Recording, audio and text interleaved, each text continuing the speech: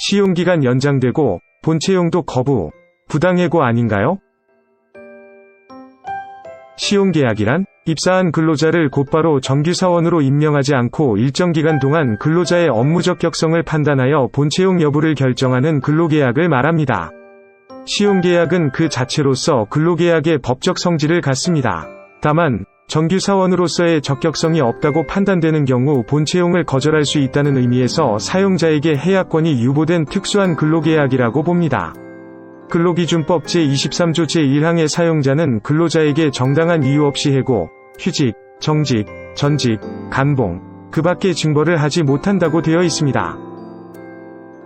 당사자 간 시용계약을 체결함으로써 근로계약이 성립된 이상, 사용자가 일방적으로 시용기간 중에 있는 근로자를 해고하거나 시용기간 만료 시 본채용을 거절하는 것은 해고에 해당합니다. 시용계약은 사용자에게 해약권이 유보된 근로계약이기 때문에 보통의 해고보다는 정당한 이유의 범위가 좀 더 폭넓게 인정되고 있습니다. 시용근로자의 부당해고 구제 신청 시 주요 쟁점은 무엇일까요? 신청인이 시용근로자에 해당하는지 여부, 사용자의 본채용 거부의 정당성 여부입니다. 시용기간이 만료되었음에도 사용자가 본채용을 거부하지 않은 채 그 기간이 경과한 경우 사용자에게 유보된 해약권은 소멸되어 시용관계는 통상의 근로관계로 전환됩니다. 취업규칙이나 단체협약, 근로계약상의 시용기간의 연장 가능성을 명시해둔 경우라 하더라도 근로자의 동의 없이 사용자 임의로 연장할 수는 없습니다. 사업장에서 5개월의 수습기간을 마쳤음에도 사용자로부터 본채용 거부 통보를 받게 되자 부당해고 구제 신청을 제기하였습니다. 근로자는 시용기간이 연장된 시용근로자이고 본채용을 거부한 것은 정당하다고 판정한 사건이 있었습니다. 구체적인 판단 근거는 다음과 같습니다. 시용근로자인지 여부. 첫 번째, 취업규칙 제22조 제1항에는 회사가 필요하다고 인정하는 경우에는 수습기간을 연장할 수 있다고 규정되어 있어 사용자는 필요시 수습기간을 연장할 수 있는 점. 두 번째, 당초 약정된 수습기간 3개월 후 근로자의 평가 결과가 좋지 않아 사용자가 2개월간 수습기간을 연장하여 근로자의 업무 능력과 업무 태도가 향상되는지 살펴보겠다고 한 점.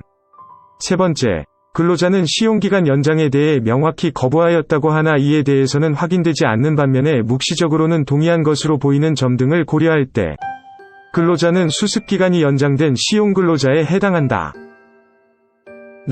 본채용 거부가 정당한지 여부. 첫 번째, 근로자는 수습기간이 연장된 이후에도 근무하는 과정에서 동료 근로자들 및 상급자들과 마찰을 일으킨 점. 두 번째, 이에 따라 2차 수습평가에서 본채용 기준인 80점에 미달하는 55점의 점수를 받은 점.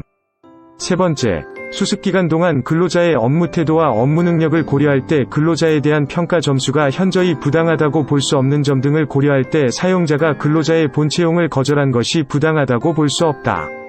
또한 사용자는 근로자에게 본채용 거부 사유와 시기가 명시된 근로계약 종료 통지서를 첨부하여 이메일로 통보하였으므로 본채용 거절의 절차적 하자가 존재한다고 보기도 어렵다.